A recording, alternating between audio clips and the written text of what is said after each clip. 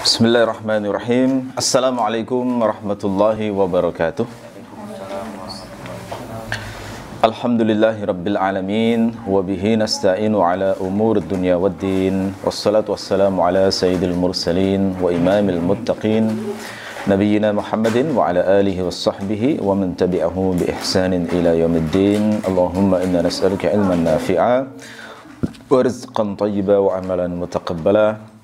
Allahumma inna nas'aluka al-huda wat-tuqa wal-'afafa wal-ghina, amma ba'd. Baik, saudaraku sekalian, ikhwani wa akhwati fid din, rahimakumullah. Kita melanjutkan tafsir surah An-Naba. Dan untuk pagi hari ini, ayat yang akan kita bahas adalah ayat ke-6 sampai ke-11 insyaallah. Agar kita mendapatkan berkahnya, kita awali dengan bersama-sama membacanya. A'udzu billahi minasy syaithanir rajim. Bismillahirrahmanirrahim. Alam naj'alil arda mihada wal jibala autada wa khalaqnakum azwaja wa ja'alna nawmakum subata wa ja'alna al-layla libasa wa ja'alna an-nahara ma'asha. Sadaqallahul azim. Ayat ini mulai dari ke-6 dan seterusnya itu adalah lanjutan dari ayat sebelumnya yang membahas tentang bagaimana sikap orang-orang musyrikin ketika didakwai Nabi dan diberitahu bahwa manusia akan mengalami hari kebangkitan. Mereka semua pada umumnya menolak dan mengingkari hal tersebut, menganggap bahwa hal itu mustahil akan terjadi. Oleh karena itu, di ayat ini dan seterusnya itu akan dijelaskan ayat-ayat dan tanda-tanda kekuasaan Allah supaya mereka mau berpikir sehingga bisa menerima bahwa kebangkitan itu adalah hal yang sangat logis dan mudah untuk dilakukan oleh Allah. Jadi sejak awal sudah jelas ya. Sejak awal sudah jelas target dan maksud ayat-ayat selanjutnya itu adalah mengajak mereka berpikir dengan diperlihatkan tanda-tanda kekuasaan Allah di alam semesta ini supaya mereka bisa menerima bahwa membangkitkan manusia itu sangat mudah bagi Allah. Jadi secara logis harusnya mereka percaya, karena orang-orang musyrikin itu problemnya bukan tidak mengenal Allah, bukan tidak mengingkari Allah. Orang-orang musyrik itu sudah percaya Allah itu ada. Mereka juga percaya Allah itu yang menciptakan langit dan bumi. Cuma mereka buta informasi apa yang terjadi setelah mati. Begitu diberitahu bahwa setelah mati manusia nanti akan dihidupkan lagi, mereka seperti kaget dan seperti informasi baru, sehingga kebanyakan menolaknya dan menganggap itu tidak logis. Maka di sini ayat-ayat ini mengajarkan kepada orang-orang musyrik supaya mereka bisa menerima itu. Nah, kalau seperti ini latar belakangnya, berarti ada dua target minimal yang bisa disimpulkan dari ayat-ayat seperti ini. Yang pertama adalah membuat orang musyrikin yang ingkar menjadi beriman. Target yang kedua adalah membuat orang mukmin yang sudah percaya semakin kokoh imannya. Begitu. Kita mulai dari ayat yang ke-6. Alam naj'alil arda mihada. Alam itu terdiri dari dua kata, a dan lam. A-nya adalah hamzah istifham. Hamzah yang bermakna pertanyaan. Ini hamzah seperti ini itu tergolong harf kalau dalam pembahasan ilmu nahwu. Sebagaimana kata hal yang bermakna apakah itu juga harf. Di antara sekian kata yang digunakan untuk bertanya, yang harf itu memang cuma dua, a dan hal. Lainnya isim semua itu. man, kaifa, madza dan sebagainya itu dihitung isim. Tapi kalau khusus a dan hal itu kategorinya adalah harf. Nah, hukum asal sebuah pertanyaan tentu saja mencari informasi. Dari kata istifham itu kan thalabul fahmi, maknanya meminta kefahaman. Ya, hukum asalnya begitu. Tapi di sini nggak mungkin Allah mencari informasi, mustahil. Jadi konteksnya memustahilkan, makna yang dimaksud adalah mencari informasi. Maka dijelaskan oleh para ulama mufassir, maksud pertanyaan di sini adalah istifham takriri, pertanyaan yang sifatnya untuk menetapkan. Nah, ini kalau pakai bahasa kita yang paling mudah istilahnya adalah pertanyaan retoris. Nah, bertanya, tapi sebenarnya bukan bertanya, redaksinya bertanya, tapi sebenarnya adalah untuk menetapkan, gitu, ya. Nah, digandeng dengan lam. Lamnya itu bermakna tidak, lam nafi di sini. Dan biasanya pertanyaan retoris memang seperti itu, ada nafinya. Jadi pertanyaan plus nafi, maka membentuk yang namanya istifham takriri. Misalnya seperti, misalnya seorang suami bilang kepada istrinya, bukankah aku, apakah aku tidak menafkahimu, misalnya.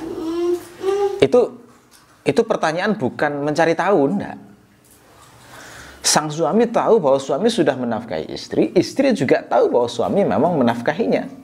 Maka pertanyaan apakah aku tidak menafkahimu sebenarnya maksudnya adalah bukankah aku menafkahimu. Nah, gitu. Jadi jawaban yang diharapkan itu adalah ya tentu saja. Ya, kalau misalnya perlu jawaban ya. Tapi namanya pertanyaan retoris biasanya tidak perlu jawaban karena orang sudah paham iya begitu ya. Nah, maka di sini kata alam di situ yang harus dipahami adalah pertanyaan dari Allah tapi sifatnya retoris, sekedar mengingatkan ini loh faktanya, gitu ya. Naj'ali itu asalnya dari naj'al, ja'ala dan nahnu ya. Nahnu di situ adalah Allah maksudnya. Mengingatkan lagi, nahnu dalam bahasa Arab itu maknanya dua. Yang pertama adalah bermakna al-mutakallim ma'al ghair, penutur disertai orang lain. Biasanya diterjemahkan aku atau kami. Makna yang kedua adalah al-mu'azzim nafsahu, yang mengagungkan dirinya sendiri. Jadi terjemahnya aku tapi A besar. Itu makna.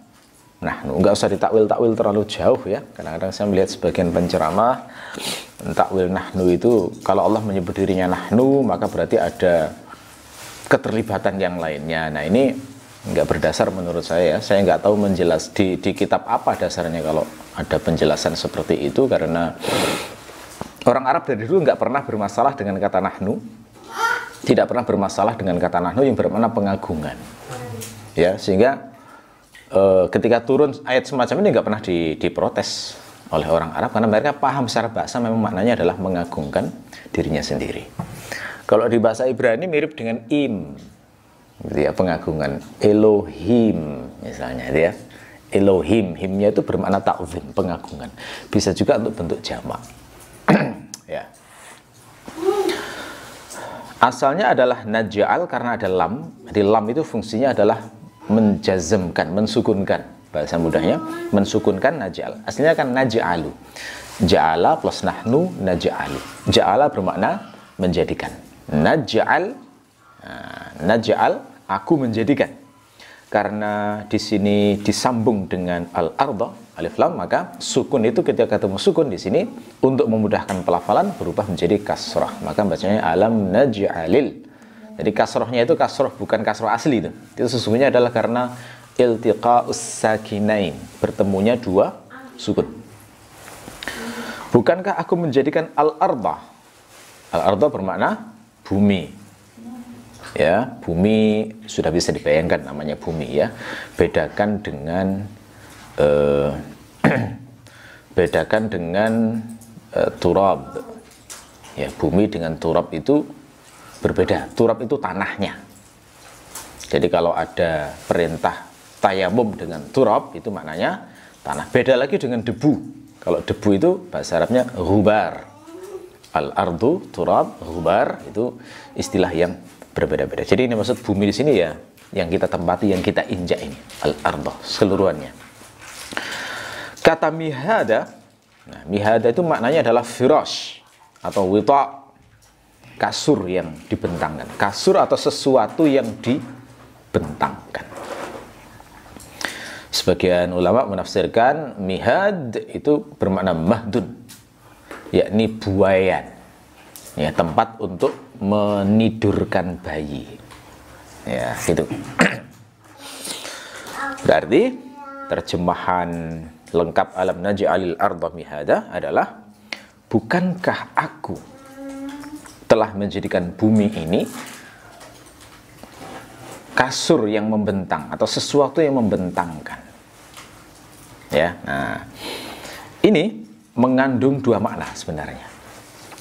Maknanya apa? Yang pertama adalah orang-orang musyrikin yang diajak bicara Allah di sini itu diingatkan bahwa bumi ini yang menciptakan aku, yakni Allah. Diingatkan, bumi ini yang menciptakan aku, bukan kalian, juga bukan nenek moyang kalian. Tidak ada satupun makhluk di alam semesta ini yang bertanggung jawab dan mengklaim dirinya menciptakan bumi ini. Tidak ada yang bisa itu. Maka ditegaskan, aku yang membuat bumi ini. Nah, dengan pengertian ini seakan-akan Allah itu ingin mengatakan, buat bumi itu kan tidak gampang. Benda sebesar ini loh yang buat aku sendirian.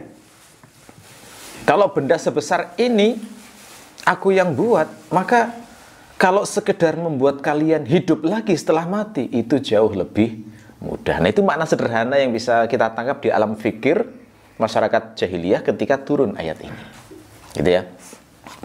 Yang kedua adalah ada unsur imtinan. Imtinan itu mengingatkan nikmat Allah. Nikmatnya apa? Mihada tadi. Jadi setelah diingatkan, yang menciptakan bumi itu aku, yang mengkondisikan bumi biar mudah ditempati juga aku, ya, karena mihad itu kalau diterjemahkan kasur kan berarti ada tasbih, ada penyerupaan untuk menunjukkan betapa nyamannya bumi. Kasur itu kan tempat paling nyaman kalau kita keluar rumah terus pulang, terus kita terlentang berbaring di situ, nyaman banget itu.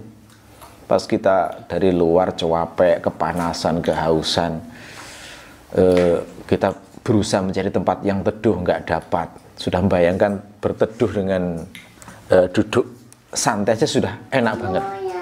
Tapi kadang-kadang di jalan kita nggak menemukan itu. Segera rindu rumah, yang dicari apa? Kasur. Gitu ya, tempat paling nyaman. Begitu terlentang di sana, bisa melupakan sejenak segala kecapean sampai tertidur misalnya. Nah, ini adalah tasbih baligh. Jadi bentuk penyerupaan yang begitu fasih untuk menggambarkan betapa nyamannya bumi ini ditempati.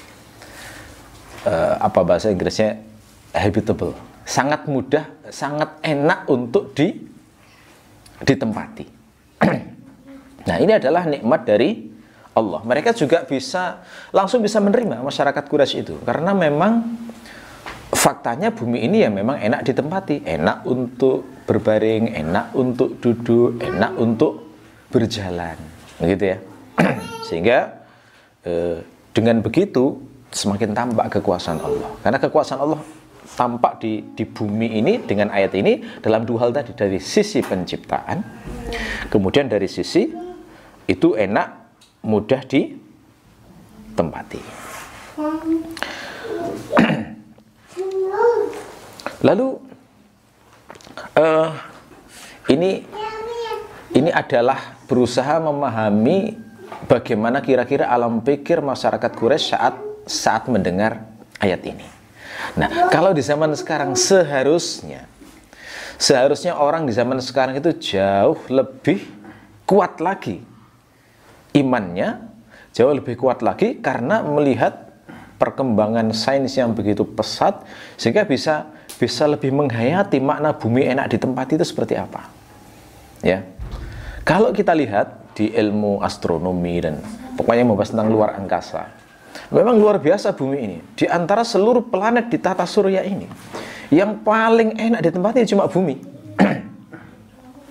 Udaranya misalnya nggak sepanas Venus misalnya, dan tidak terlalu dingin seperti di Uranus atau Pluto, ya kan? Atmosfernya misalnya Tidak ada yang bisa begitu masuk langsung bisa bernapas kayak di bumi ini, tidak bisa. Ya, di planet-planet lain begitu masuk sebentar langsung tewas karena di sana tidak ada udara yang dibutuhkan seperti di bumi ini. Atmosfernya juga demikian. Kita punya atmosfer yang bisa mencegah bahaya dari sinar matahari. Karena ada beberapa jenis sinar yang itu membahayakan kulit. Itu disaring di atmosfer itu. Atmosfer bumi itu juga bisa menghalangi yang namanya meteor-meteor, sehingga begitu masuk mereka terbakar nggak sampai menghancurkan bumi. Di tempat-tempat lain, planet lain, banyak sekali asteroid gede-gede itu yang menghancurkan. Seakan-akan bahkan kalau kita pelajari lebih dalam, semua planet-planet di tata surya itu disiapkan untuk melindungi bumi. Saya pernah melihat satu video analisis itu ya. Kenapa kok planet Jupiter yang demikian besar itu sangat bermanfaat bagi bumi? Ternyata besarnya planet Jupiter itu, gaya gravitasinya yang demikian besar itu membuat dia itu punya kemampuan menarik asteroid-asteroid besar jatuh ke sana semuanya, sehingga nggak sampai ke bumi. Ini kan kalau dipikirkan, Masya Allah, ya kan? Luar biasa Allah ini menjadikan bumi ini sebagai mihada, sebagai tempat yang paling nyaman untuk ditempati. Tahun 60 sekian manusia dikabarkan bisa ke bulan. Lihat betapa sengsaranya kalau mau ke sana, ya kan? Harus ada pakaian khusus. Karena kalau nggak gitu langsung kena sinar matahari, atmosfernya nggak ada di sana. Harus ada pakaian khusus. Harus sangu oksigen, harus bawa oksigen sendiri. Karena di sana tidak ada oksigen. Harus bawa makanan sendiri dari bumi. Karena di sana nggak ada tanaman, nggak ada tanaman yang bisa dimasak di sana. Nggak ada hewan-hewan yang bisa diburu kemudian dimasak juga. Harus bawa dari bumi. Di sana juga nggak ada sumber daya di bumi seperti air terjun, kemudian ada angin dan sebagainya yang bisa diubah menjadi listrik sehingga bisa menghidupkan alat-alat elektronik dari bumi. Jadi semuanya disiapkan dari bumi. Jadi orang kalau membandingkan bagaimana suasana di bulan saja dengan di bumi, kelihatan banget betapa bumi ini sungguh nyaman. Alam naj'alil arda mihada. Ini kurang ayat apa sebenarnya menunjukkan bagaimana Allah itu luar biasa nikmatnya kepada kita. Sekaligus menunjukkan ada banyak ayat yang bisa kita ini ya disimpulkan dari sekedar alam naj'alil arda mihada. Sekaligus ini menunjukkan bahwa mustahil itu semua ada tanpa ada yang menciptakan. Kalau hanya terjadi sekebetulan, aneh banget di antara seluruh planet tata surya itu yang paling habitable cuma bumi. Logikanya bagaimana itu? Kalau bumi ini semuanya terjadi dari evolusi, seperti gagasan orang-orang yang kufur dan tidak percaya pada Allah itu mengatakan bahwa berawal dari organisme lalu lama-lama menjadi selnya kompleks lalu menjadi hewan-hewan yang meragam sampai jadi manusia ini. Kalau memang seperti itu, pertanyaannya kenapa hanya terjadi di bumi padahal umurnya sama dengan planet yang lain? Ya kan? Kenapa hanya terjadi di bumi? Dan lebih aneh lagi, bukan hanya di tata surya. Di seluruh galaksi ini yang seperti bumi ya cuma satu ini dong. Kalau memang terjadi evolusi harusnya kan di berbagai tempat semuanya ada. Kenapa kok cuma satu ini? Bahkan di seluruh galaksi sampai hari ini belum ada satupun ditemukan benda langit yang seperti bumi, yang indahnya dan luar biasa nyaman ditempati seperti bumi. Gak masuk akal kalau evolusi itu. Tapi kalau ditentukan oleh Allah, diatur oleh Allah, masuk akal. Coba pelajari itu sistem tata surya, bagaimana di masing-masing planet itu. Kita akan menyimpulkan bahwa Masya Allah, semuanya seakan-akan disiapkan untuk bumi. Letak bumi itu kok ya pas, ya, tidak terlalu dekat matahari, tidak terlalu jauh. Karena kalau terlalu dekat panas, nggak bisa untuk hidup. Terlalu jauh ya terlalu dingin, nggak bisa untuk hidup. Pas itu letaknya itu, Merkurius, Venus, bumi, kan gitu ya, Mars dan seterusnya. Gitu. Jadi diletakkan di area situ tuh benar-benar pas dari sisi iklim, dari sisi manfaat untuk menjaga kehidupan yang ada di bumi. Luar biasa. Itu sekaligus menunjukkan adanya Allah ini. Jadi ini sekaligus menjadi ayat bagi orang yang mau berpikir, ya, yang menggunakan fitrahnya bahwa ini tanda bahwa Allah itu ada. Gitu ya. Oke. Kemudian hikmah berikutnya adalah kenapa Allah menjadikan bumi ini sebagai tanda untuk dipikirkan. Nah, ini ada munasabah, ada hubungan dengan isu sebelumnya yang diperdebatkan atau diperselisihkan. Apa itu? Orang-orang musyrik itu kan mengingkari adanya kebangkitan. Hakikat kebangkitan itu kan berarti Allah menghidupkan manusia yang telah mati, dikeluarkan dari bumi. Gitu ya. Karena kebangkitan itu dikeluarkan dari bumi, maka Allah menjadikan bumi sebagai ayat yang paling dekat dengan kebangkitan itu tadi. Diajak berpikir bahwa bumi yang kalian tempati itu sesungguhnya adalah, kalau direnungi, mengandung ayat besar bahwa kebangkitan itu sangat mungkin terjadi, menunjukkan besarnya kekuasaanku, kira-kira begitu Allah, dan menunjukkan bahwa aku itu ada dan nyata. Ya, itu. Baik. Wal jibala autada. Wawunya adalah wawu ataf. Wawunya adalah wawu ataf. Diatafkan ke alam naj'al sebelumnya. Jadi seakan-akan wa alam naj'alil jibala autada. Begitu ya. Bukankah aku menjadikan jibal? Jibal itu jamak dari jabalun, bermakna gunung. Autada. Autada itu maf'ul dari ja'ala juga. Jamak dari watadun. Watadun itu adalah tiang. Disebut watad dalam bahasa Arab itu adalah tiang yang digunakan untuk penopang kemah. Gitu ya. Di belakang bawahnya runcing, ditancapkan kuat ke dalam tanah, sifatnya kokoh, ya. Yang gunanya adalah untuk membuat menjadi tegak dari kemah tersebut. Nah, itu makna dari watad. Ini jamak bentuk af'al, masuk jamak taksir, sama seperti kata tiflun. Tiflun itu anak, dijamakkan menjadi atfal. Nah, ini wazan af'alun. Sama juga seperti ansor, itu juga bentuk jamak af'al. Jadi dari kata nasir, penolong, yang menolong, dijamakkan jadi ansor. Ya. Nah, munasabahnya bagaimana? Hubungannya bagaimana dengan ayat sebelumnya? Ketika sebelumnya Allah itu menjadikan bumi sebagai ayat, maka Allah menjadikan sesuatu yang menonjol di bumi sebagai ayat berikutnya, karena masih nyambung dengan bumi itu tadi. Nah, pembahasan munasabah itu sangat membantu kita kalau orang itu ingin menghafalkan Quran. Ya, sudah mengerti bahasa Arab, lalu kemudian menghafalkan Quran, lalu dengan memahami munasabah, jadi ingat, oh ini tadi sebelumnya bicara ini, selanjutnya hubungannya adalah ini. Nah, gitu ya.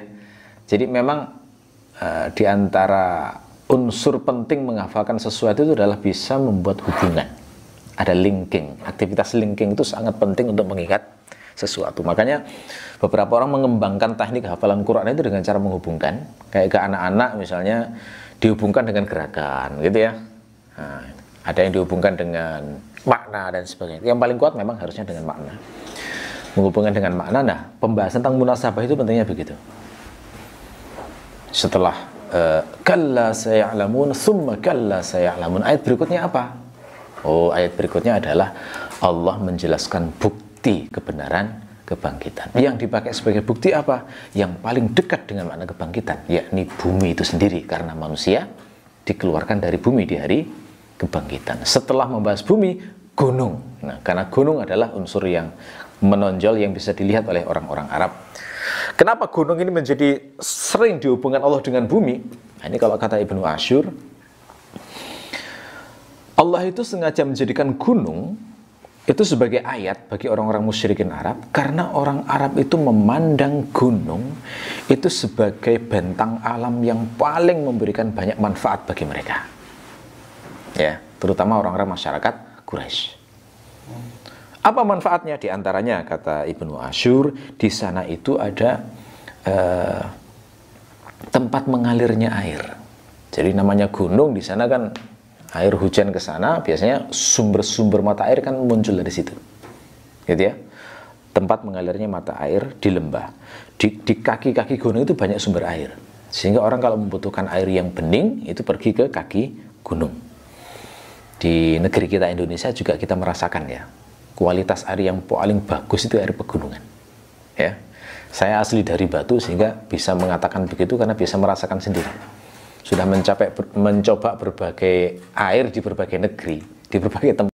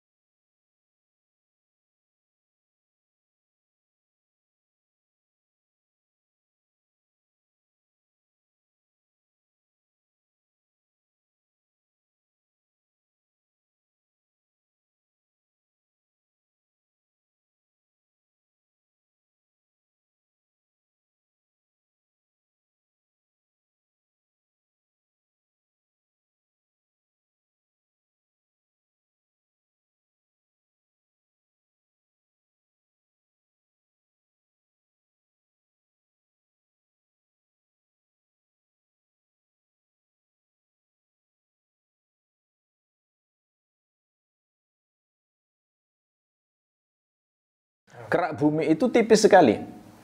Jadi kerak bumi itu tebalnya itu hanya antara 1 sampai 30 mil. 1 mil itu kan kalau di ukuran barat itu kan setara dengan kira-kira 1,6 km. Jadi kerak bumi itu antara itu hanya aja 1,5 kilo sampai ya kira-kira mungkin 40 kilo atau 50 kilo. Cuma gitu aja kerak bumi itu. Lubang yang pernah dibuat manusia yang terdalam itu ada di Rusia, Deep Hole namanya. Itu sekitar 10 km aja. Setelah itu sudah nggak kuat karena panas sudah di dalam. Jadi mata bor sudah nggak sanggup menembus lebih jauh di sana. Nah, pakar geologi dari Amerika ini, penasehatnya salah satu presiden di sana, itu menulis dalam bukunya bahwa karena bagian bawah bumi itu panas dan cair, maka sangat mungkin dan mudah goyang, gitu ya. Sangat mudah dan mudah goyang sehingga bisa menimbulkan gempa di bumi dengan sangat mudah dengan satu sebab saja. Tetapi kegoyangan itu, ya, potensi goyang itu ditahan oleh namanya gunung. Gunung itu membuat jadi stabil, jadi nggak terjadi goyang. Nah ini yang ngomong adalah pakar geologi yang nggak pernah baca Quran loh ya. Dan ternyata sesuai dengan Al-Quran. Harusnya kan lebih kuat. Ya, orang zaman sekarang, oh bener ini, nggak mungkin Nabi Muhammad itu dari mana tahu kayak semacam ini? Kalau nggak diajari Allah kan nggak mungkin tuh. Jadi harusnya ayat ini kalau orang itu nggak terlalu kufur ya, nggak terlalu mencintai dunia, itu orangnya harusnya bisa menerima bahwa oh ini tanda bahwa memang ini diajari oleh Allah. Nggak mungkin Nabi Muhammad ngarang-ngarang sendiri. Nabi Muhammad nggak pernah belajar geologi. Kok bisa muncul sama dengan kesimpulan orang yang sudah belajar geologi bertahun-tahun, ngerti lapisan-lapisan bumi, sampai tahu fungsinya gunung itu. Gunung itu kan ya mirip seperti tiang tadi, pancak tadi, bagian dalam itu akarnya menancap kuat di bawah sehingga membuat stabil ya bumi ini, mencegah terjadinya terlalu banyak gempa. Ya, begitu. Berikutnya wa khalaqnakum azwaja. Khalaqnakum itu terdiri dari 3 kata. Itu masih ma'tuf sebelumnya ya. Ma'tuf dari istifham takriri tadi. Dan bukankah aku menciptakan kalian? Dari kata khalaqa, nahnu, dan antum. Antum maksudnya adalah orang-orang musyrikin, termasuk yang mendengar khitab ini. Dan bukankah aku menciptakan kalian azwaja? Azwaj itu jamak dari zaujun. Zaujun di sini maknanya adalah sinfun. Sinfun bermakna jenis. Aku ciptakan kalian berjenis-jenis. Itu maknanya seperti itu. Tetapi yang dimaksud adalah terdiri dari jenis laki-laki dan perempuan. Ya, khalaqnakum azwaja. Nah, ini juga bisa diterima masyarakat Quraisy. Faktanya memang kita ini diciptakan dari laki-laki dan perempuan. Nah, cuma karena memang sudah kadung biasanya, sesuatu yang seharusnya itu membuat orang itu jadi takjub karena keajaibannya, itu akhirnya jadi biasa, gitu loh. Manusia ini kalau direnungkan ya sebenarnya ajaib banget. Di ayat ini itu ada 2 unsur juga yang dikehendaki Allah untuk dipahami. Pertama adalah penciptaan manusia, wa khalaqnakum, ya. Yang kedua adalah Allah menciptakan manusia berpasang-pasangan. Itu juga ayat sendiri itu. Bagaimana manusia ini menjadi ayat kekuasaan Allah? Iya, kalau bagi orang Arab Quraisy yang diajak berpikir semacam ini, yang dimaksud adalah begini. Coba perhatikanlah. Bagaimana bisa muncul makhluk seajaib manusia yang berawal dari setetes air mani yang kalian itu menghinakannya?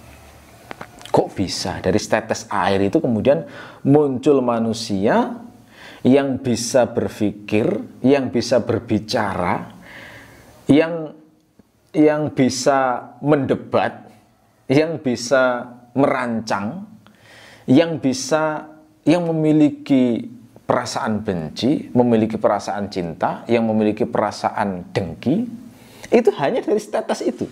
Itu bagaimana? Bisa nggak kalian buat kayak begitu? Seakan-akan begitu ya.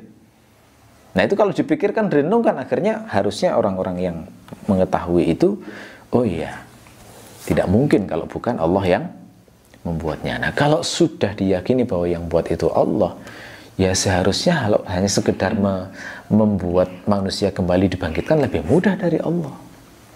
Ya, begitu.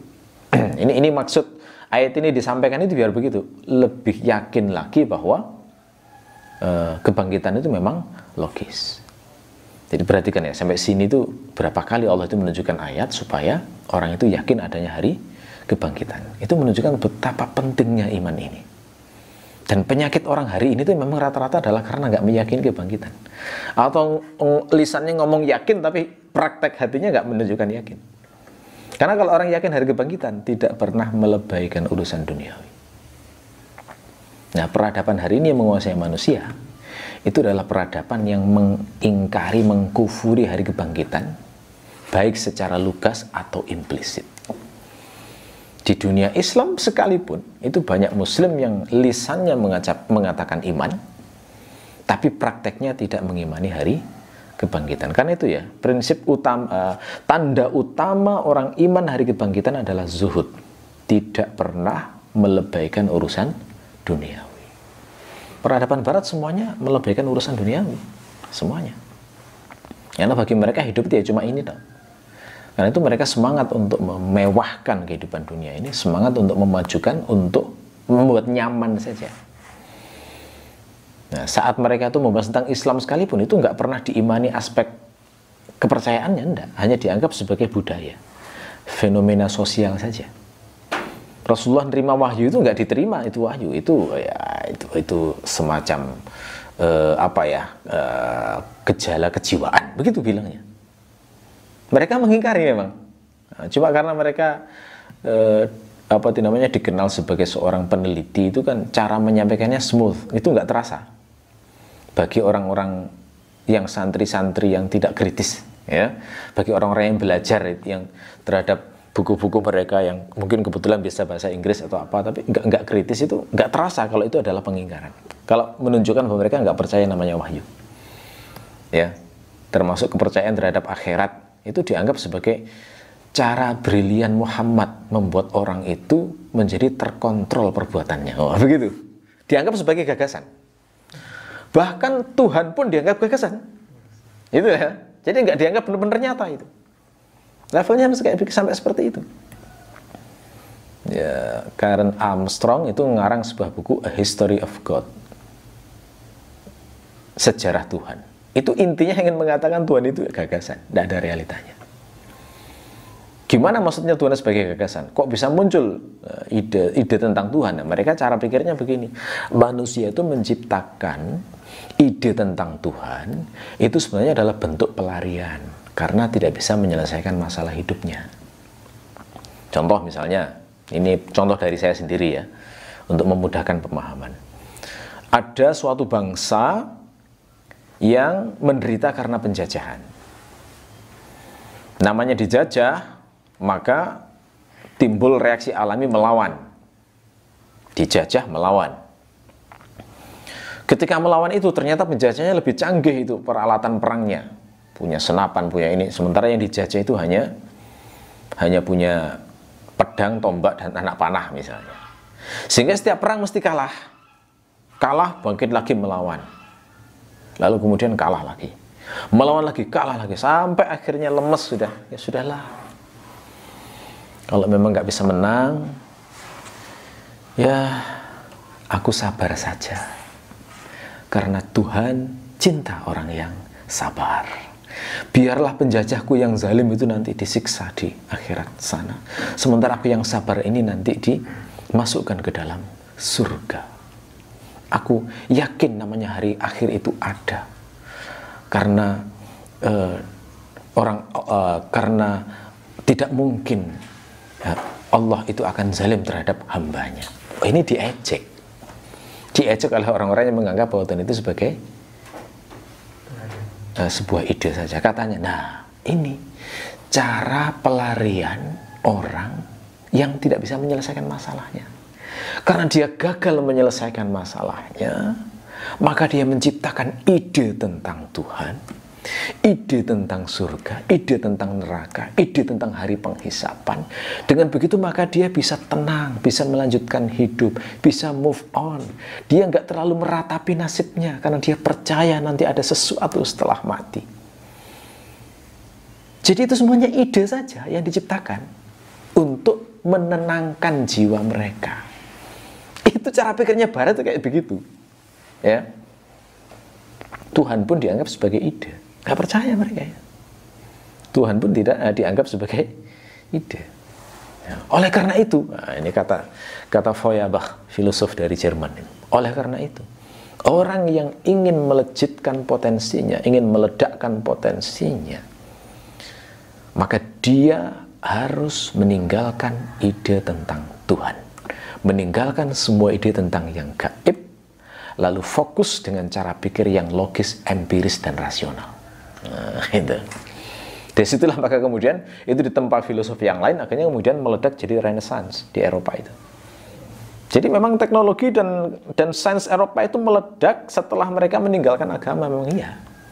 Itu sejarahnya beda dengan Islam. Islam itu maju teknologi tanpa harus meninggalkan agama. Kalau di Barat meninggalkan memang faktanya. Ya kira-kira kalau mereka nostalgia kayak begini. Dulu ketika kami masih percaya Tuhan, percaya hal yang gaib, percaya setan, setiap kali ada orang yang sakit, kami selalu menuduh setan penyebabnya. Roh-roh jahat yang masuk dalam tubuhnya orang sakit itu. Begitu kami tinggalkan ide-ide tentang gaib, kayak begitu kami selidiki, kami observasi, kami teliti, kami catat, kami diskusikan, tahulah kami bahwa ternyata penyebab sakit itu adalah bakteri, virus, kurang gizi, akhirnya maju ilmu kedokteran. Ya dulu sebelum percaya itu, setiap ada orang sakit kami panggil itu pendeta-pendeta untuk membacakan Injil, diruqyah gitu ya. Jadi orang barat itu menertawakan kalau mengobati dengan metode ruqyah itu. Itu masa lalu kami dulu, saat kami masih bodoh. Cara pikir mereka tuh kayak begitu, diingkari semuanya yang sifatnya gaib, karena dianggap itu membuat orang terhalang untuk memajukan sains dan teknologi. Karena itulah ada kisah Galileo Galilei, ya kan, yang dia itu menggagas heliosentris, kemudian dianggap bid'ah oleh pemuka-pemuka gereja, lalu sampai dihukum, kan begitu. Itu membuat mereka semakin dendam dengan namanya agama. Jadi memang sejarahnya di barat itu, ilmu maju itu mereka meninggalkan agama.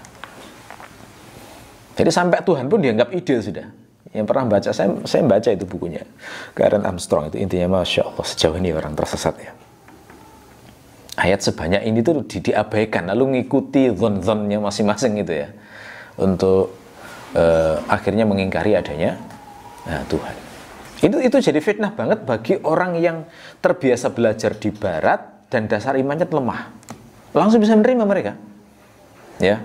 Nah, ini problem utama kebanyakan lembaga pendidikan kita, termasuk ponpes-ponpes kita, itu lemah menghadapi serangan pemikiran dari peradaban di luar Islam. Ya, makanya saya berpikir perlu itu perubahan kurikulum sebenarnya di pondok-pondok itu. Kalau masih ngikuti seperti ini, saya khawatir produknya itu nanti nggak sanggup menghadapi tantangan luar biasa itu. Harusnya pondok itu ya ngajarkan bahasa Inggris juga, biar mengerti alam pikirnya orang yang mau didakwahi itu loh, ya kan? Biar ngerti. Kalau perlu bahasa-bahasa yang juga membuat kekufuran itu ada bahasa Yunani, bahasa Ibrani, bahasa Perancis, bahasa Inggris, bahasa Jerman, sesuai dengan bidang masing-masing gitu maksudnya ya. Begitu. Karena orang yang mahir bahasa Arab saja tapi nggak ngerti alam pikir orang kufur di luar Islam, itu jadi bahan tertawaan oleh orang luar. Ini orang-orang primordial, orang-orang kuno yang nggak ngerti kemajuan. Bisanya cuma berkhotbah, nggak punya konsep untuk memajukan dunia gitu. Karena memang nggak paham alam pikirnya mereka. Kalau paham, itu ngaji tafsir kayak gini bisa dihubungkan dengan mereka. Oh, Pak, seperti inilah masalah umat itu seperti ini, beratnya tantangannya zaman sekarang. Ya, jadi seperti itu. Jadi kembali ya. Jadi lihat betapa Allah itu berkali-kali ingin menunjukkan betapa pentingnya iman terhadap hari akhir, karena dampaknya luar biasa. Dalam hidup itu dampaknya besar sekali. Besar sekali. Munculnya sekularisme itu adalah karena memang yaitu memisahkan antara urusan agama dengan publik, karena dasarnya memang nggak percaya Tuhan, nggak percaya agama. Sekularisme itu sebenarnya kan kompromi ya, maunya udahlah tinggalkan ide tentang Tuhan. Tapi fakta melihat mereka, manusia itu budayanya tetap perlu Tuhan gitu loh. Oke lah, komprominya gini aja, yang mau bertuhan silahkan, yang beragama silahkan, tapi jangan masuk area publik, kan gitu maunya. Sekularisme itu kayak begitu. Ya, hasil kompromi dari sebenarnya idenya adalah nggak usah percaya Tuhan, kekufuran seperti itu. Nah, oleh karena itu menjadi relevan hari ini sebenarnya untuk mengangkat lagi tema-tema yang mengajak manusia untuk berpikir lagi bahwa ada hari kebangkitan itu memang real dan ada, dengan bukti-bukti yang nyata seperti cara Allah menerangkan pada orang Quraisy. Kita tinggal mengadaptasi sebenarnya. Ya, adaptasinya bagaimana? Coba kalau kita renungi ya, cara Allah membuat orang berpikir Quraisy itu kan mereka diajak berpikir dengan sesuatu yang dekat dengan kehidupan mereka. Diajak mikir bumi, semua bisa melihat bumi. Diajak mikir gunung. Gunung itu dekat sekali dengan kehidupan mereka setiap hari. Diajak mikir diri mereka sendiri ya, mereka semua melihat. Itu sebenarnya yang bisa dijadikan inspirasi, diadaptasi apa kira-kira yang paling dekat dengan kehidupan manusia hari ini, yang bisa dijadikan sebagai tanda dan ayat untuk membuat mereka bisa percaya bahwa mustahil semua ini terjadi secara kebetulan, terjadi tanpa ada tujuan dan maksud. Dan hidup itu nggak ada pembalasan, itu benar-benar tidak masuk akal gitu. Itu yang harus selalu memang kita sampaikan ya, karena kadang-kadang penyakitnya orang barat nggak percaya hari akhir itu hanya karena malas malas memikirkan, nggak mau memikirkan itu karena sudah kadung terdoktrin bahwa itu adalah mitos dan dogma, gitu loh. Jadi serius benar-benar mencari tahu itu nggak ada atau jarang. Seperti orientalis misalnya, orientalis itu sudah orientalis kan macam-macam agamanya ya, ada yang dari Kristen, ada yang dari Yahudi, kan macam-macam ya. Kalau orientalis dari Kristen, sejak kecil sudah dididik oleh lingkungannya bahwa Nabi Muhammad itu dianggap sebagai aliran bid'ah, gitu loh istilahnya. Jadi muncul di Arab itu sebagai kayak orang Islam memandang Ahmadiyah kira-kira, yang merusak ajaran Islam, kira-kira begitu. Jadi orang Nasrani itu menganggap Nabi Muhammad itu merusak ajaran Kristen. Itu yang sudah didoktrinkan, makanya benci pada Nabi Muhammad. Ya, oleh karena itu ketika mereka itu dikasih fasilitas oleh negaranya, dikasih gaji yang besar dengan tugas menyelidiki Islam, di pikirannya nggak pernah mencari tahu kebenaran, tapi ingin memahami supaya bisa dipakai untuk menjajah, bisa dipakai untuk keputusan politik, bisa dipakai untuk membuat bagaimana memperluas pengaruh dan sebagainya. Itu aja yang mereka lakukan. Ya, sehingga rata-rata orientalis itu ketika mempelajari Islam tetap dalam agamanya. Karena memang nggak pernah mencari kebenaran. Tapi Allah ingin memberikan tanda juga bahwa di antara mereka itu yang serius mencari tahu akhirnya ketemu kebenaran Islam. Ada orientalis yang masuk Islam itu ada beberapa. Kalau sudah masuk Islam ya ditinggalkan semua fasilitas dari negara itu. Ya. Karena memang godaan terbesar manusia itu diantaranya kenikmatan duniawi ini. Yang buat orang jadi takut untuk memegang kebenaran. Jarang orang yang mau kayak Salman Al-Farisi yang siap meninggalkan kekayaannya, posisinya, statusnya, orang yang dicintai demi mengejar kebenaran. Itu susah itu, orang mau sikapnya kayak Salman Al-Farisi. Jadi orientalis itu ada yang masuk Islam, bener. Kalau kita cari datanya banyak itu. Saya pernah mengumpulkan mengoleksi beberapa buku yang ditulis oleh orientalis yang masuk Islam ini. Itu menunjukkan bahwa mereka Muhammad itu sebenarnya siapa sih, dicari tahu. Setelah ketemu banyak data akhirnya ya nggak mungkin lah kayak gini tuh kalau nggak diajari Tuhan, gitu ya. Akhirnya kemudian beriman bahwa beliau adalah utusan Allah, masuk Islam. Nah, banyak orang itu yang hari ini tidak percaya hari akhir, yang tidak percaya Nabi Muhammad, tidak percaya adanya Allah, itu masalahnya karena nggak mau berpikir. Ya, ada ahli ekonomi dan filosof Jerman namanya Max Weber. Itu pernah saya baca tulisannya juga. Dia itu menyelidiki kenapa sih kok orang Kristen Protestan itu lebih kaya daripada Katolik, gitu ya. Terus dia membuat paper yang menjelaskan itu. Ya, dia memandang itu sebagai budaya, agama itu termasuk Islam sebagai budaya. Tapi ketika ditanya sebenarnya Tuhan itu ada apa enggak ya menurut Anda? Jawabannya apa? Saya nggak kompeten kalau ngomong masalah itu. Kesimpulan saya apa? Malas mikir orang ini. Nggak mau mikirkan tentang hal itu. Artinya dia nggak peduli itu bener apa enggak. Gitu loh ya. Itu loh faktanya orang kafir itu kayak begitu. Maka saya yakin juga ahli fisika seperti yang lumpuh itu siapa namanya? Stephen Hawking itu yang mengatakan bahwa Tuhan tidak ada. Itu penyakit utamanya malas mikir tadi. Nggak mau serius memikirkan itu. Makanya benar di Quran itu. Di Quran itu benar di surat Al-Mulk. Wa qalu law kunna nasma'u aw na'qilu ma kunna fi ashabis sa'ir. Mereka penduduk neraka itu mengatakan, andai kan dulu di dunia kami mau mendengar atau berpikir, pasti kami tidak akan menjadi penghuni neraka sa'ir. Penyebab orang masuk neraka begitu. Pertama, dia malas mendengar. Ini untuk orang awam kebanyakannya. Orang awam diajak ngaji malas mendengar. Lebih diajak untuk malas mendengar, lebih memilih kenikmatan duniawinya, lebih memilih kesibukan duniawinya, urusan sehari-harinya. Nah, yang kaum intelek itu masalahnya adalah nggak mau nakil, berpikir. Penyakitnya gitu, kalau nggak intelek orang awam, kalau nggak mau mendengar, nggak mau ngaji, nggak mau berpikir. Itu yang buat akhirnya menjadi kafir. Padahal kalau serius dicari betul, bener nggak sebenarnya adanya Tuhan? Pasti itu nggak bisa mengingkari adanya itu. Kalau dicari betul, bener nggak ya Muhammad utusan Allah? Pasti akan ketemu, pasti beliau adalah benar-benar utusan Allah.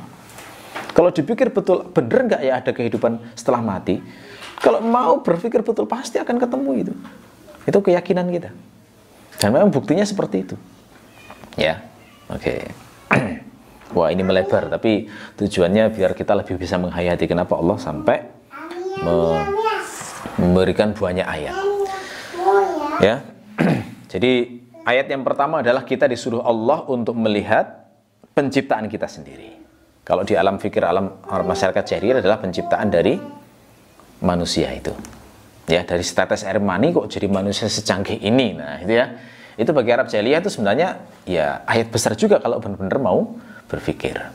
Di zaman sekarang saat sudah berkembang ilmu embriologi, bahkan ilmu genetika, harusnya lebih kuat lagi imannya menunjukkan kekuasaan Allah. Karena dulu yang dianggap air mani penyebab munculnya manusia, setelah diselidiki lagi ternyata lebih kecil dari air mani setetes itu. Enggak, yang diperlukan cuma satu sel saja. Sel sperma yang jumlahnya miliaran cuma satu yang dibutuhkan.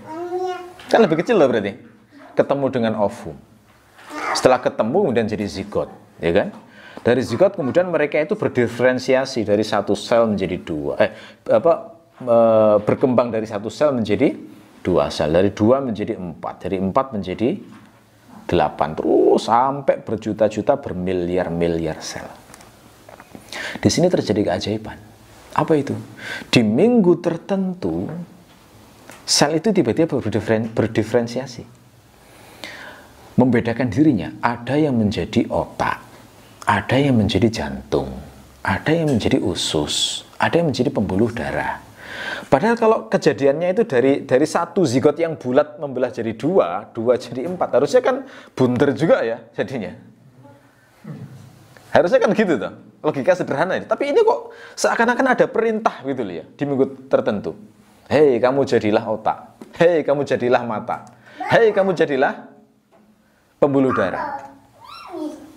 Itu nggak masuk akal banget itu. Di ilmu genetika pun juga banyak yang nggak terjawab oleh mereka. Kok bisa ya, gitu ya? Kok bisa itu kayak begitu? Dan keajaiban yang pernah saya baca adalah pembuluh darah manusia itu antara yang vena, arteri, kapiler, kalau digabung jadi satu, itu panjangnya kira-kira 2 kali keliling bumi. Ayo coba bayangkan. Ada nggak manusia yang bisa membuat makhluk kayak begitu itu? Yang berawal dari sel sperma yang kecilnya kayak begitu itu. Itu salah sedikit, bocor pembuluh darahnya, mati manusia. Ya kan? Lihat betapa sempurnanya itu, ciptaan itu. Luar biasa. Luar biasa, Masya Allah. Jadi harusnya dari kata-kata wa khalaqnakum. Iya, ayat besar ini, betapa kuasanya Allah.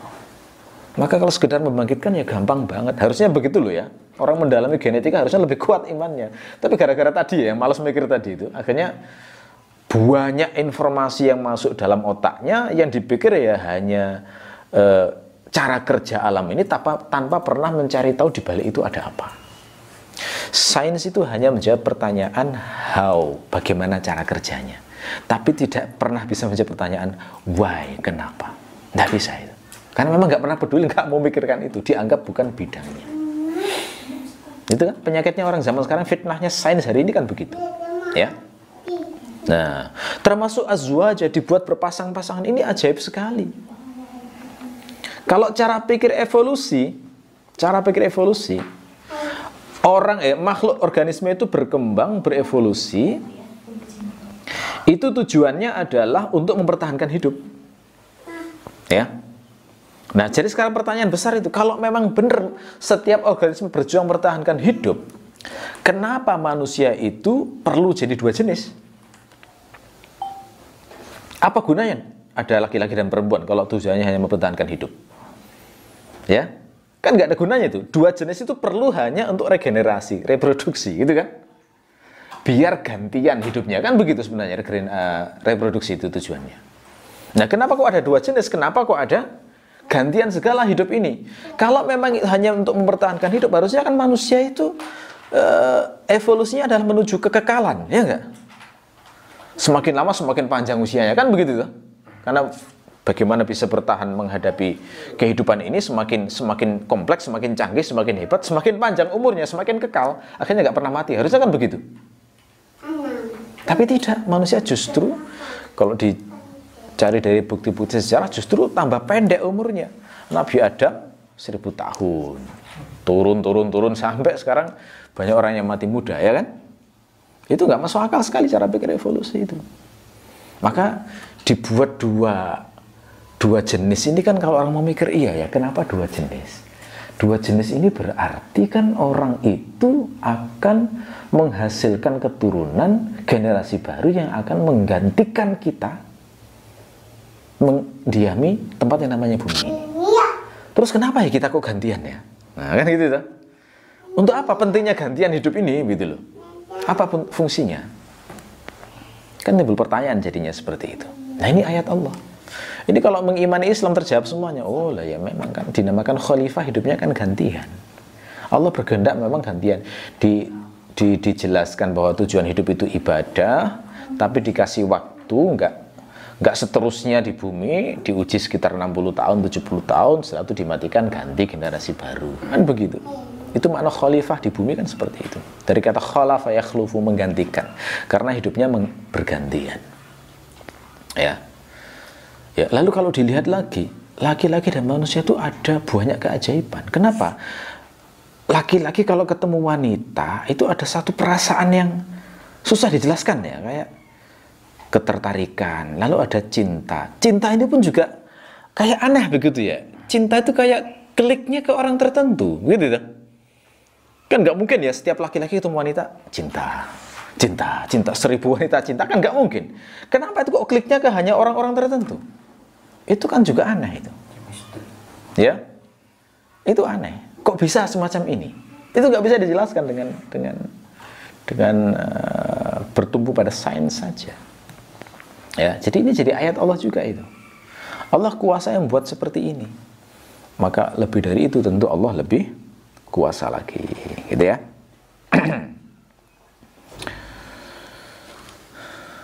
Baik. Waj'alna naumakum subata, dan aku jadikan tidur kalian sebagai subat. Ya. Subat, apa itu subat? Subat itu dari kata sabata yang bermakna qata'a. Qata'a itu bermakna memotong. Jadi tidur digunakan sebagai pemotong. Maksudnya apa? Pemotong aktivitas di siang hari sehingga kemudian bisa istirahat.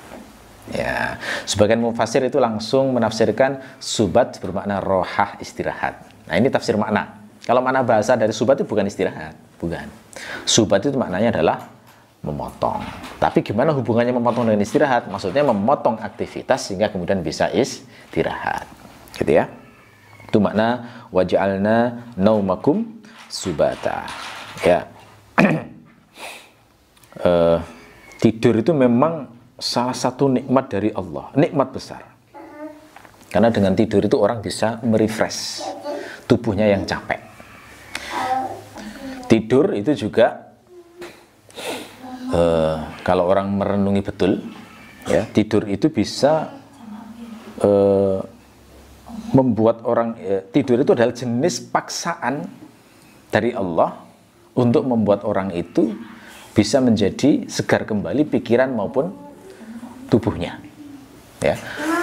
Ada seorang remaja usia 17 tahun, tahun 1965 itu pernah membuat percobaan tidak tidur. Ya, tidak tidur selama 260 sekian jam. Ya, itu kira-kira sekitar 11 hari itu. Dia pengen tahu kira-kira gimana reaksi tubuhnya kalau dia nggak tidur selama itu. Di hari pertama dia nggak tidur sama sekali, dia mulai kehilangan kemampuan konsentrasi di matanya. Ya. Di hari kedua dia sudah nggak bisa membedakan benda apapun dengan sentuhan. Jadi nggak bisa membedakan ini apakah ini botol, apakah ini gelas, nggak bisa membedakan dengan sentuhan sudah. Hari ketiga dia itu sudah rusak moodnya, itu sudah nggak jelas ini bahagia atau sedih atau ini sudah rusak moodnya. Hari ke 11, nggak diterangkan di situ penelitiannya. Hari ke-11 itu sudah muncul halusinasi, paranoid, sudah ngelihat macam-macam. Ya, seperti ini reaksi tubuh ketika orang tidak tidur. Bahkan ada pula kasus kalau orang misalnya punya komorbid, nggak punya tidur, itu bisa mati kalau nggak tidur 2 hari.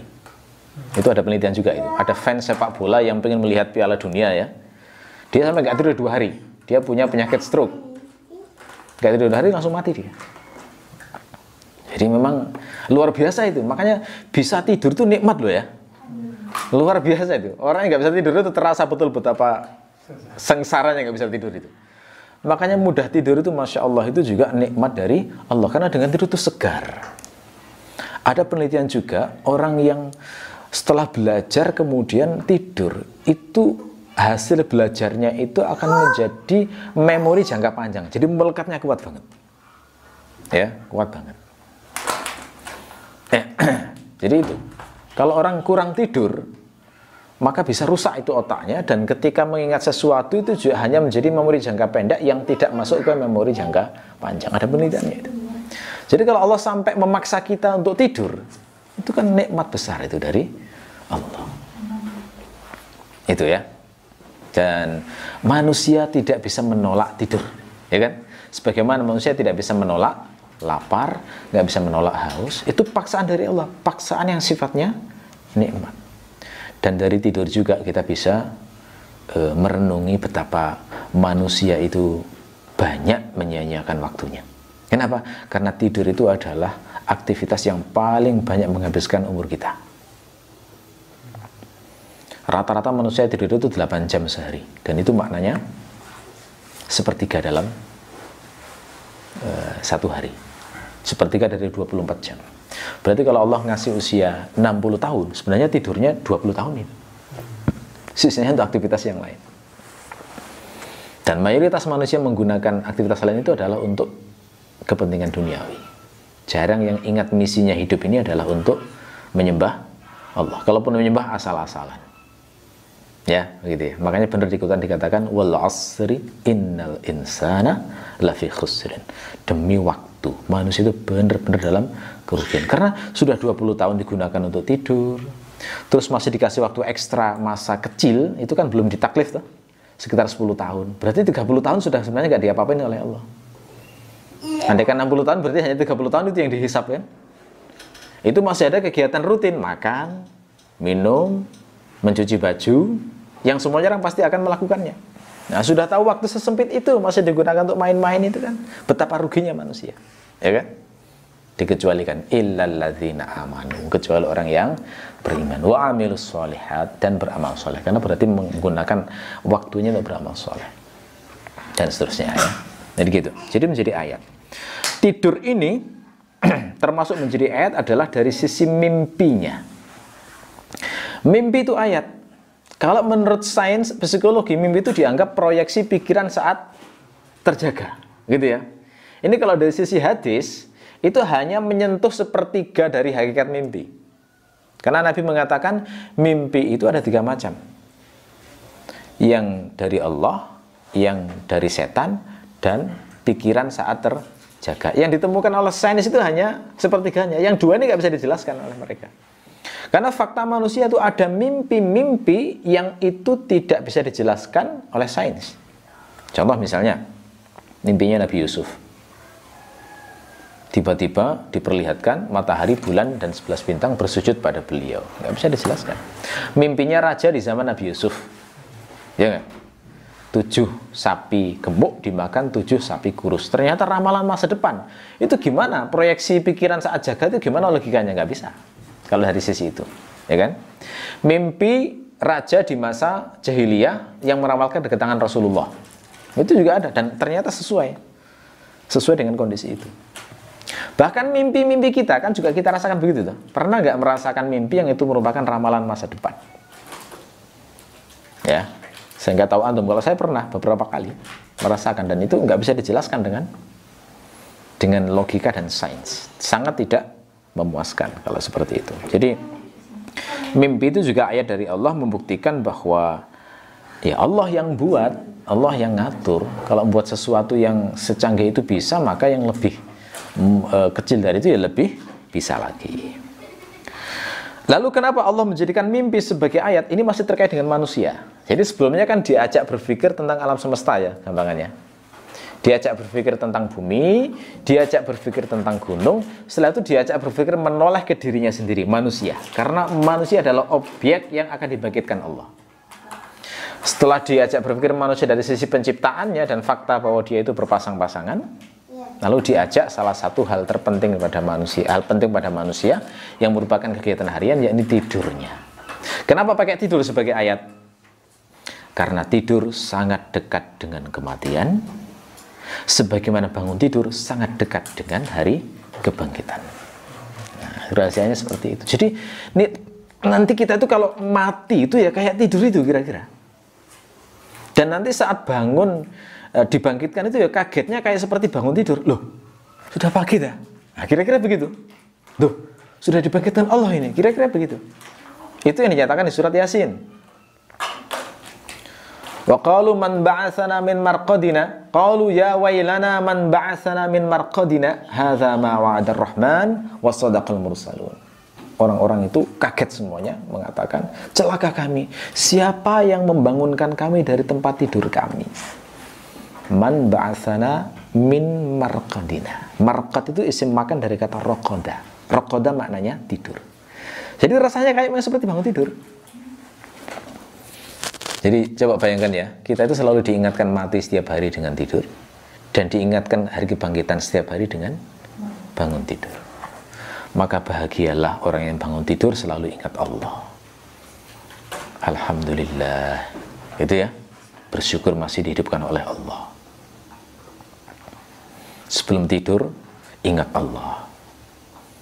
Ya, karena kalau seperti itu nanti ke bawah sebelum mati juga ingat Allah. Ini cara dakwah semacam ini juga pernah dipakai Nabi waktu mendakwai orang Quraisy. Demi Allah, wahai orang-orang Quraisy, kalian nanti pasti akan mati sebagaimana kalian tidur, dan kalian nanti akan dibangkitkan sebagaimana kalian akan bangun tidur. Begitu memang. Jadi luar biasa memang menggunakan tidur sebagai ayat ini, karena tiap hari dipakai oleh kita. Ya. Nah, tadi kalau dikatakan mati kayak tidur, terus bagaimana dengan hadis-hadis yang menjelaskan siksa kubur? Nah, itu bagi orang yang tidak beriman. Kalau orang beriman itu rasanya kayak tidur. Ya, sebagian lagi ulama menakwilkan saat menerangkan surat Yasin itu menakwilkan begini. Orang kafir itu disiksa dalam kubur, menjelang hari kiamat mereka ditidurkan. Sehingga terlupakan siksaan itu, begitu bangun sudah kaget lagi. Ya, begitu ya, itu sebagian takwilnya. Yang jelas perasaan kita bangun kebangkitan kayak bangun tidur itu dinyatakan secara qat'i dalam Al-Quran. Ada ayatnya, ya, dan tidak bisa mengingkarinya. Ya. Wa ja'alna al-laila libasa, dan aku jadikan malam sebagai libas. Libas itu apa? Pakaian. Ya. Kata Ibnu Ashur, mengapa kok membicarakan malam setelah tidur? Karena malam adalah nikmat penyempurna tidur. Nikmatnya tidur di malam hari beda dengan nikmatnya tidur di siang hari. Yang fitrahnya tidur di malam hari memang. Sama-sama tidur, tapi nikmatnya beda. Malam hari itu paling nikmat, paling sesuai dengan kondisi tubuh memang. Malam hari itu sinyal buat orang jadi ngantuk. Ya, di samping capek, maka malam itu lebih kuat lagi. Apalagi kalau pas malam ada hujan ya, wah itu lebih cepat sekali membuat tidur, nyamannya beda rasanya ya. Kata Ibnu Ashur juga ada 3 makna di sini kenapa malam itu diserupakan dengan pakaian. 1, ada fungsi menutup, karena pakaian menutup tubuh manusia, maka malam itu menutupi aktivitas manusia, sehingga hal-hal yang bisa dilihat di siang hari nggak bisa dilihat di malam hari. Makanya dari sini juga ada fikih misalnya. Kan ada pertanyaan orang yang bagaimana misalnya suami istri berhubungan di luar rumah, di tempat terbuka misalnya. Boleh apa tidak secara fikih? Jawabannya boleh. Kata An-Nawawi, fis sahra itu boleh, dengan syarat tidak dilihat oleh orang lain. Nah, itu terjadi ketika di malam hari, ketika orang nggak bisa melihat apapun, karena fungsi malam seperti pakaian, seperti menutup. Ya, begitu. Yang kedua adalah pakaian itu sifatnya melindungi dan memberikan kelembutan serta kenyamanan. Nah, malam hari juga rasanya begitu. Melindungi, menimbulkan kenyamanan. Yang ketiga adalah melindungi manusia dari bahaya. Jadi kalau pakaian itu bisa melindungi orang dari dingin yang membahayakan, maka malam juga demikian. Karena dengan malam biasanya perang tidak terjadi di masa jahiliyah. Orang itu kalau perang menyerang waktu pagi biasanya. Makanya istilahnya wal sobaha. Kalau pas ada musuh datang itu wal sobaha. Ya, karena memang pagi. Kalau malam tenang. Biasanya orang perang istirahatnya juga di waktu malam.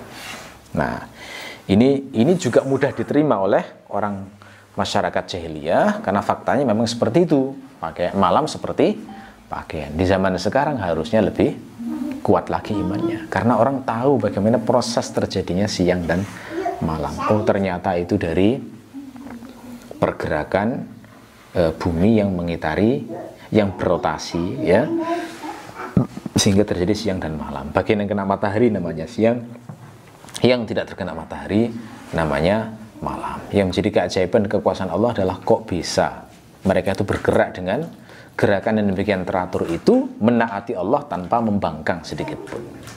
Ya. Wa ja'alna an-nahara ma'asya, dan aku jadikan siang itu sebagai ma'ash. Apa itu ma'ash? Ma'ash itu bisa bermakna 3. Yang pertama waktu hidup, bisa juga bermakna aish, kehidupan itu sendiri.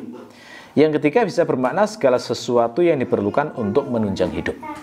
Nah, pemaknaan apapun dari ini semuanya menunjukkan bahwa Allah menjadikan malam hari itu sebagai waktu untuk mencari penghidupan.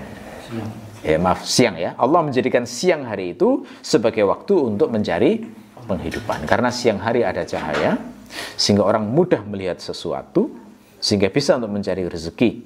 Cahaya alami membuat orang itu bisa mudah bertani, mudah meneliti, berdagang, berburu, dan semua aktivitas mencari rezeki yang lainnya. Ini juga diingatkan Allah. Gandengan dari malam menjadi ayat tadi ya, siang, yang nikmatnya sangat kelihatan, yakni bisa dipakai untuk membuat atau mencari rezeki. Baik, ini yang bisa kita kaji untuk tafsir hari ini. Ya, mudah-mudahan bermanfaat. Subhanakallahumma wa bihamdika asyhadu an la ilaha illa anta astaghfiruka wa atubu ilaik.